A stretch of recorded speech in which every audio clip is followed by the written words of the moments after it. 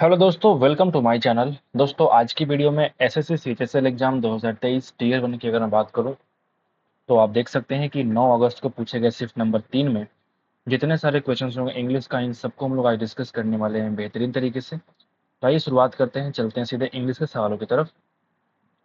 ये हमारा set number I think 17 होगा, सॉरी 23 होना चाहिए। ठीक है, आप एक बार चेक कर लेना। ठीक है, तो आइए शुरुआत करते हैं और पहला सवाल की तरफ हम लोग मूव ऑन करते हैं। ठीक है, पहला सवाल क्या बोलता है मेरे भाई कि इंग्लिश लैंग्वेज का सवाल जो है पहला इनकरेक्टली स्पेल्ड वर्ड कौन सा होगा, आपको चूज करना है। ठीक है, यहाँ पे एम्बासडर सही लिखा हुआ है जिसको बोलते हैं राजदूत। ठीक है, इनवॉय बोलते हैं इसको। इसको हम लोग एक और बोल सकते हैं इनवॉय। ठीक है, जिसको हम लोग क्या कहते हैं, राजदूत कहते हैं। आर्किटेक्चर का मतलब होता है, जैसे स्थापत्य कला को बोलते हैं हम लोग आर्किटेक्चर। ऑफुल जो होता है बेढंगा खराब को हम लोग कहते हैं ऑफुल। ठीक है, और इसको बोलते हैं हम लोग स्थापत्य कला। ठीक है, जो फोर्थ है वो है तुम्हारा एकोमोडेट, जो कि स्पेलिंग मिस्टेक है। आप यहाँ पे देख सकते हैं एकोमोडेट कैसे लिखते हैं हम लोग, ACCOMMODATE। एकोमोडेट किसी के ठहरने का जगह होता है ना, उसको हम लोग कहते हैं एकोमोडेशन। ठीक है, तो एकोमोडेट का मतलब होता है किसी को ठहराना। हम लोग यहाँ पे कह सकते हैं कि ऑप्शन नंबर 4 जो यहाँ पे स्पेलिंग में एरर है। तो पहला सवाल आपका आसान देखने को मिला है। नंबर 2 पे चलते हैं। The government has been accused, इन नहीं होता, एक्यूज्ड ऑफ होता है हमेशा। गवर्नमेंट को दोषी ठहराया गया, एक्यूज्ड ऑफ होता है। ठीक है, एक्यूज्ड ऑफ, एक्विटेड ऑफ, है ना। तो क्या बोलते हैं, एक्विट का मतलब आरोप से बड़ी करना, और एक्यूज का मतलब दोषी ठहराना। तो government has been accused of not doing enough to combat climate change. Climate change को मुकाबला करने के लिए हमारा सरकार जो है ज़्यादा काम नहीं कर रही है, उसके लिए उसको दोषी ठहराया गया है। तो क्या बोलेंगे हम लोग, एक्यूज्ड इन नहीं बल्कि हमको एक्यूज्ड ऑफ का इस्तेमाल करना पड़ेगा। द ट्रांजिएंट रेंस, यहाँ पे आपको चाहिए सिनोनिम क्या होगा। ये वर्ड जो है ट्रांजिएंट, इसको हम लोग कहते हैं क्षण भंगुर।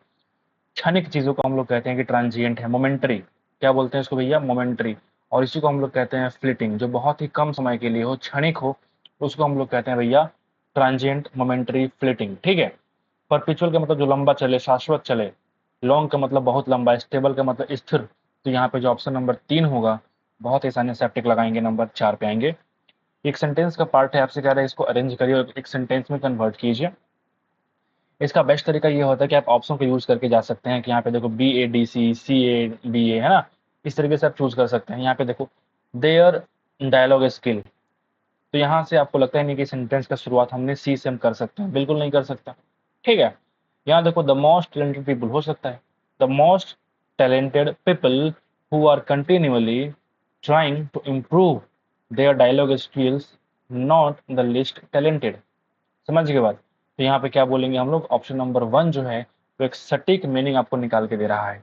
ठीक, वैसे यहाँ BADC करके देखो एक बार, नॉट द लिस्ट टैलेंटेड, यहाँ पे शुरुआत ही इतनी गंदा है कि हम बी को हम यूज ही नहीं कर सकते शुरुआती सेंटेंस में। ठीक है, who are in sorry continuously trying to improve, who यहाँ पे किसी के लिए हु का जो वर्ड आया है वो कौन है, तो वो लोग हैं द मोस्ट टैलेंटेड पीपल, जिसके लिए यहाँ पे हु का इस्तेमाल किया गया है। तो ऑप्शन नंबर 1 को हम चूज करेंगे। आसान सवाल था, हमने ज्यादा बोल दिया।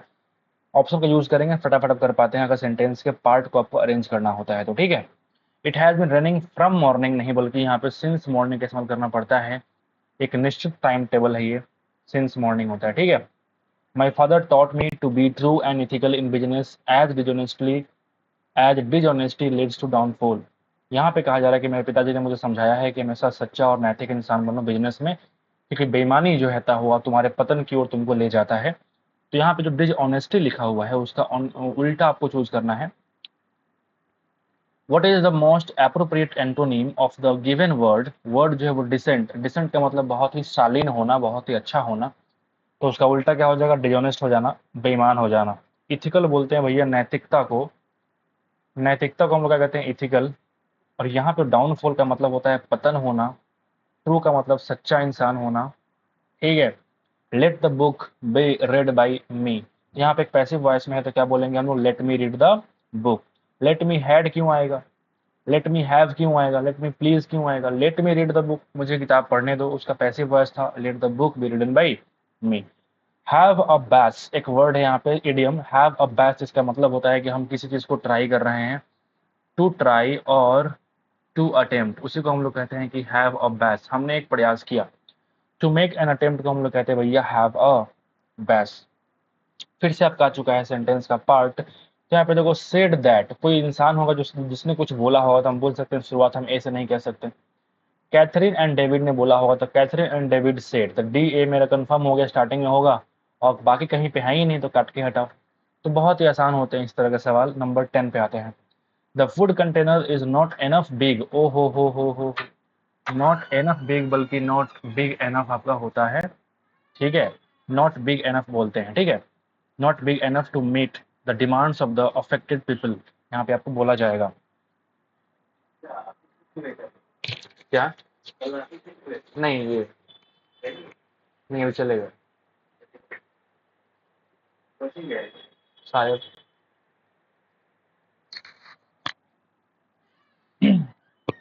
सॉरी, तो यहाँ पे जो है नॉट बिग नहीं बल्कि सॉरी एनफ बिग नहीं बोलते हम लोग, बल्कि बिग एनफ बोलते हैं, नहीं बोलते हैं, हमेशा एनफ बाद में आता है। तो it is not enough big नहीं बल्कि it is not big enough to meet the demands of affected people. 11 पे आते हैं भैया। Meera is not qualified much but has the art of speaking, जो आर्ट ऑफ स्पीकिंग को हम बोलते हैं गिफ्ट ऑफ द गैब, यानी कि वाकपटुता, जो बोलने की शैली होती है, the best quality of articulation that is called gift of the gap, है ना, किसी चीज को बोलने की जो शैली होती है वाकपटुता, उसी को हम लोग कहते हैं art of speaking, gift of the gab. ठीक है भैया, पता होगा आपको पहले से। The number of seats in the movie theatre were, ओ हो, यहाँ पे द नंबर जो है वो सीट्स यहाँ पर नहीं लेंगे, यहाँ पे हम लोग जो ये पूरा एक सब्जेक्ट रूप में कन्वर्ट हो जाएगा। तो यहाँ पे the number of seats in the movie theatre was reduce to comply with the new social distancing guidelines. समझ गए बात। The lack of mutual bonding was conspicuous from their shoddy body language in the marriage party. यहाँ पे आपसे कह रहा है कि किस सेंटेंस में, तो इस सेंटेंस के अंदर जो है वो ऑप्शन दिया हुआ है, किस में आपको एरर देखने को मिल रहा है। यहाँ पे एक वर्ड है मेरे भाई कंस्पिकुअस, जिसका मतलब होता है विशिष्ट होना, बहुत ही स्पेशल, विशिष्ट को हम लोग कहते हैं conspicuous. The lack of mutual bonding was conspicuous, वो स्पष्ट नहीं था, उसमें कमी दिख रही थी। From their shoddy body, shoddy body यहाँ पे जो होता है ना SHO डबल D होना चाहिए, जहां तक मुझे पूरा भरोसा है। इसको हम लोग खराब कहते हैं, बेतुका कहते हैं। जो उसका बॉडी लैंग्वेज था मैरिज पार्टी में, उसकी वजह से जो म्यूचुअल बॉन्डिंग हो रहा था उसमें विशिष्ट कमी मुझे दिख रहा था। समझ रहे हो मेरी बात, ये सेंटेंस का पूरा मतलब आपको यही है। सॉडी में मुझे मिस्टेक थोड़ा दिख रहा है, स्पेलिंग मिरर आप यहाँ पे देख सकते हैं, ठीक है, म्यूचुअल की दिक्कत नहीं है। मैंने कन्फेस्ड, कन्फेस का मतलब होता है कि हाँ अपनी बातों को स्वीकार कर लेना, कन्फेस कर लेना। After the physical torture of the cops, हमने स्वीकार कर लिया और हमने इनकार कर दिया, क्या हो जाएगा उल्टा, क्या हो जाएगा डिनाई कर दिया। रिवील का मतलब होता है रहस्य को उजागर करना, क्या बोलते हैं भैया, रहस्य को उजागर कर देना।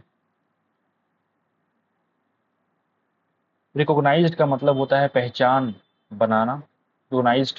एक्नॉलेज्ड का मतलब भी होता है स्वीकार कर लेना। तो आते हैं हम लोग सीधे नंबर 15 पे। Our former minister mister Shikhar is in the running from Srinath Nagar for the post of member of legislative assembly। Option को चूज करो। Contesting the election, making laws, teaching students, giving speeches. बच्चों को क्यों पढ़ाएंगे, जब minister भाई साहब हैं बच्चों को क्यों पढ़ाएंगे। यहाँ पे कह रहा है शिखर जो है ना, ये सिरनेट नगर से कंटेस्ट कर रहे हैं इलेक्शन को, इलेक्शन से कंटेस्ट कर रहे हैं, भाग ले रहे हैं। इतने गंदे गंदे ऑप्शन है ना भाई साहब कि तुम बिना पढ़े भी इसको टिक लगा सकते हो, ऑप्शन नंबर 1 ही होगा। एफ्लिक्शन, ठीक है मेरे भाई, यहाँ पे एफ्लिक्शन जो वर्ड है, एक अफेक्शन होता है और एक होता है affliction.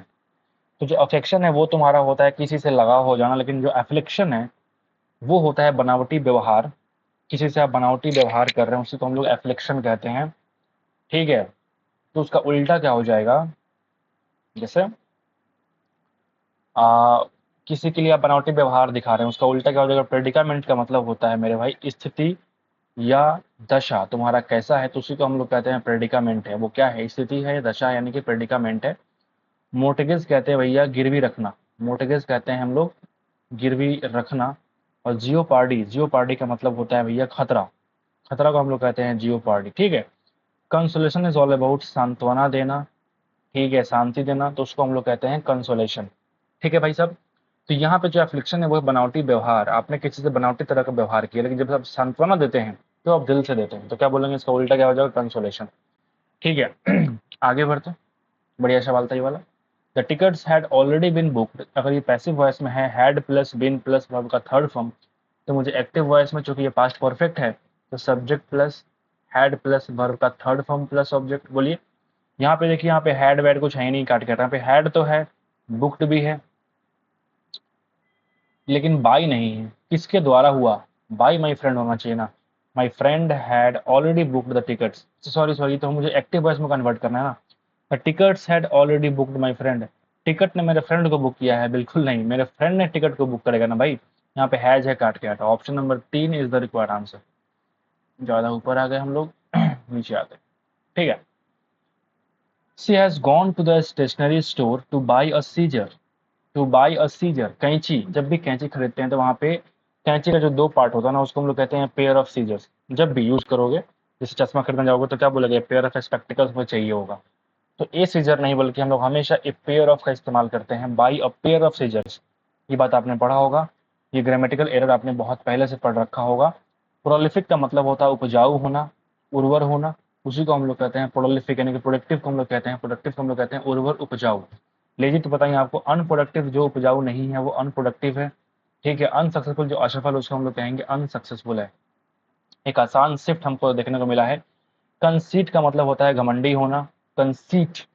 His conceit prevented him from accepting any criticism even if it was meant to be constructive. उसका जो घमंड था, इस बात से रोक दिया उसे एक्सेप्ट करने से, जो उसकी शिकायतें हो रही थी उसको एक्सेप्ट करने से उसे हमेशा रोका उसके घमंड ने, यहाँ तक कि वो जो शिकायतें थी उसके लिए कंस्ट्रक्टिव थी, ठीक है। तो सिनोनिम क्या बोलेंगे? इकोटिज्म को बोलेंगे हम लोग सिनोनिम, यानी कि जो स्वार्थी होता है उसी को हम लोग कहते हैं इगोटिज्म, जो अहंकारी घमंडी होता है उसी को हम लोग कहते हैं इगोटिज्म। प्रेजुडाइज का मतलब होता है पूर्वाग्रह ग्रसित, किसी एक की तरफ क्या बोलते हैं झुकाव होता है, उसी को बोलते हैं प्रेजुडाइज्ड। मॉडेस्टी का मतलब होता है नम्र होना, विनम्र होना, इज ऑल अबाउट मॉडेस्टी। और कावार्डिस बोलते हैं कायरता को, अगर किसी चीज के प्रति आप कायर हैं तो उसको बोलेंगे हम लोग कावार्डिस। हम लोग आ चुके हैं भैया क्लोज टेस्ट के अंदर, और ये जो पहला सवाल है क्या बोल रहा है? एंशियंट कॉइन्स के बारे में, कोई सिक्के वगैरह की पूरी कहानी चल रही है। कि जो ancient coins are a fascinating fill in the blanks into the past, providing insight into the culture, economy, and politics of Indian civilizations. Coins were first invented in the 7th century BCE, before Christ. ऐसा बोलते हैं ना, era. And the use of coins spread rapidly throughout the ancient world, and many civilizations minted their own unique coins with fill in the blank designs and symbols. यहाँ पे simple तरीके से कहा जा सकता है कि प्रोडक्ट का जो क्लोज टेस्ट है वो कॉइन पे बेस्ड है, कि किस तरीके से पास्ट में लोगों ने इस पर इंसाइट किया, और कल्चर वगैरह में, इकोनॉमी की वजह से, पॉलिटिक्स में, अलग अलग चीज़ों में क्या हुआ, सिविलाइजेशन से बढ़ता गया, वहाँ पे अपने कॉइन्स को अपने इन्वेंट किया, ठीक है। फिर कैसे स्प्रेड हुआ रैपिड तरीके से, वो चीज़ यहाँ पे दिखाने को मिल रहा है, ठीक है। मिंट का मतलब क्या होता है भाई? मिंट जो होता है उसको हम लोग कहते हैं, मिंट मतलब ढालना, जहाँ सिक्के ढालते हैं उसी को हम लोग कहते हैं मिंट। आपने पढ़ा भी होगा, वन वर्ड है ये। जो एंशियंट कॉइन है वो क्या है? फैसिनेटिंग ग्लिम्स है, कि इंटरफेरेंस है, कि हिंट है, डाइवर्जेंस है? डाइवर्जेंस तो होगा ही नहीं, यहाँ भटकाने की बात तो नहीं हो रही है। एक पास्ट का क्या है? ग्लिम्स है, एक झलक है। ये क्या है भैया? एक झलक है जो मुझे पास्ट की तरफ दिखाती है, समझ गए? जो आज इतना फेमस है वो झलक है पहले जमाने का। इंटरफेरेंस का मतलब कह सकते हैं हस्तक्षेप करना, तो क्या कॉइन्स ने तुम्हें हस्तक्षेप किया? बिल्कुल नहीं। हिंट का मतलब संकेत देना, बिल्कुल नहीं। ये ग्लिम्स है, ये एक झलक है पुराने जमाने की, तुम्हारे भूतकाल की, ठीक है। नंबर 2 पे आते हैं। फिर यहाँ पे कह रहा है कि use of coins spread rapidly throughout the ancient world and many civilisations, जो है ना, बहुत सारे सिविलाइजेशंस थे, उन्होंने ढाला अपने यूनिक कॉइन्स को विथ, अपने अपने कॉइन्स को उन्होंने ढाल दिया विथ डिजाइन्स एंड सिंबल्स, यानी कि जो अलग अलग जो उनका डिजाइन था, सिंबल था, उसमें क्या किया उन्होंने? इस कॉइन को ढाला है। इंट्रिकेट एक वर्ड है यहाँ पे जिसको हम लोग कहते हैं जटिल। इंट्रिकेट को हम लोग कहते हैं भैया जटिल। कैजुअल जो नॉर्मल है उसको बोलते हैं कैजुअल, साधारण। टैंगल्ड, टैंगल्ड का मतलब होता है जो फंसा हुआ चीज़ है उसको बोलते हैं फंसा हुआ, टैंगल्ड को बोलते हैं। एलिमेंट्री इज ऑल अबाउट जो एलिमेंट्री, बेसिक को हम लोग कहते हैं एलिमेंट्री। तो यहाँ पे बेसिक की बात नहीं हो रही है, जो भी सिविलाइजेशन आया आपके आपके जीवन में, जैसे इरा बीता, युग बीता, तो एक नया सिविलाइजेशन उभर के सामने है, तो उस सिविलाइजेशन में क्या हुआ कि एक अलग तरीके से वहाँ के राजा महाराजा ने क्वाइन को मिंट किया, ढाला। तो वहाँ पे कह रहा है कि जटिल तरीके से लोगों ने क्या किया? अपने अपने क्वाइन का मिंट किया। कैसे यूज नहीं कर पाएंगे? टैंगल्ड, फंसा हुआ तो होगा ही नहीं। ये दोनों ऑप्शन तो किसी हाल में नहीं होगा। तुम सोच सकते हो कि एलिमेंट्री अपने अपने बेसिक तरीके से डिजाइन से उन्होंने बनाया, लेकिन नहीं, उनका डिजाइन क्या था? अलग अलग था, जटिल था। ये अपन पढ़ा भी होगा पहले से, ठीक है। आइए जरा नीचे आते हैं हम लोग, ठीक है। कॉइन्स क्या कह रहा है, one of the most significant aspect of ancient coin, जो पुराने जमाने का जो कॉइन था उसका जो सबसे इंपॉर्टेंट पहलू ये था कि उस सिक्के से इन्फॉर्मेशन का पता चलता था कि अच्छा उस सिक्के पे जो भी मार्क रहता था ना, उस मार्क से पता चल रहा था कि उस समय का राजा कैसा था, उस समय जीवन में क्या चल रहा था। ठीक है, coins often bear the images and inscriptions of rulers which can provide clues, जो संकेत देते थे about their शासन काल, about their region, उनके जो शासन का समय था उसके बारे में जो है वो संकेत देता है। जब भी कोई चीज़ जो फोटो होती है, इमेजेस, इंस्क्रिप्शंस वगैरह जो होते हैं, लेख लिखे रहते हैं सिक्के पे, उसके मालूम उससे पता चलता है। आपने पढ़ा भी होगा हिस्ट्री वगैरह में कि सिक्के से हमें क्या क्या मालूम चलता है। ठीक है, तो उसका नेचर नहीं बल्कि उस शासन काल का मालूम चलता है। ठीक है, अबाउट देयर, जो शासक थे उनके शासन का पता चलता है, परफॉर्मेंस का नहीं। ठीक है भैया, आगे आते हैं। कह रहा है कि they can also reveal information about trade and commerce as well as the materials and technology used in coin minting. जो मटेरियल्स, जो टेक्नोलॉजी इस्तेमाल किया गया है कॉइन को ढालने में, उन सब चीज़ों का भी यहाँ पे इंफॉर्मेशन रिवील होता था सिक्कों से। The craftsmanship and attention to detail in these coins are a fill in the blanks to the skill and creativity of the ancient artist। जो craftsmanship है, जो अटेंशन है, इस सिक्के पे जो डिटेल में दिखाया गया है वो क्या है, वो एक रिफ्यूजल है, कमिटमेंट है, कंफ्यूजन है, या फिर टेस्टामेंट है। पहली बात की, जो रिफ्यूजल का मतलब होता है किसी को रिफ्यूज करना, इनकार कर देना, अस्वीकार कर देना। यहाँ पे रिफ्यूजल वर्ड का यूज हम लोग करेंगे ही नहीं, आपको मालूम है दोस्तों। ठीक है, कमिटमेंट का मतलब होता है किसी से कमिट करना कि मैं तुमसे शादी करूंगा, दैट इज कॉल्ड कमिटमेंट। तो यहाँ पे कमिटमेंट की बात थोड़ी हो रही है, जो क्राफ्टमैनशिप है, जो अटेंशन दे रहे हैं डिटेल में बताने के लिए, वो कमिटमेंट थोड़ी है कि मुझे कमिट किया मैंने कि हाँ सिक्के पे हर चीज को दिखाऊंगा ही दिखाऊंगा, नहीं।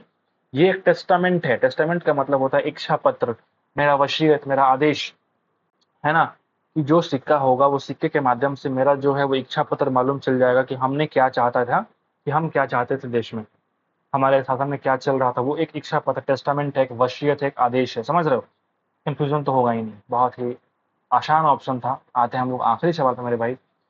यहाँ पे कह रहे हैं कि while many ancient coins are now rare and valuable collectors items, they were once a common form of currency used in everyday transactions। कह रहे हैं कि जो आज के ज़माने में, जो पुराने ज़माने के लोग का जो सिक्का होता था, उसे हम बहुत ढूंढते रहते हैं, वो बहुत रेयर हो गया आज के ज़माने में, मिलता ही नहीं है, वैल्यूएबल है, कलेक्ट करना बहुत मुश्किल है। लेकिन तभी किसी ज़माने में ये बहुत ही कॉमन हुआ करता था, जो लोग इसे हर दिन के ट्रांजेक्शन में यूज़ किया करते थे। Their ubiquity and durability have allowed them to survive for centuries. उनका जो ड्यूरेबिलिटी है वो लंबे समय तक जीने के लिए उनको अलाउ कर दिया है, providing a window into the past for future generations to explore and appreciate.